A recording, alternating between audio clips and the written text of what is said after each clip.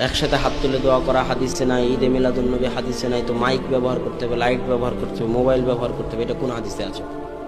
এগুলোও তো মানুষ তৈরি করেছে। ওটা বুঝানোর জন্য আপনাকে এই মূলনীতিটা বলতেছি, এটা আপনাকে বুঝতে হবে। সেটা কি, দুনিয়াবী জীবনে আল্লাহ এবং আল্লাহ রাসূল যা নিষেধ করে গেছে তা বাদ দিয়ে কিয়ামত পর্যন্ত যা হবে সবই কি, জোরে বলেন, সবই কি হালাল। সন্দেহ হচ্ছে নাকি আপনাদের? সন্দেহের কোনো অবকাশ নাই। এবার ইবাদতের ক্ষেত্রে সম্পূর্ণ উল্টা, সম্পূর্ণ উল্টা।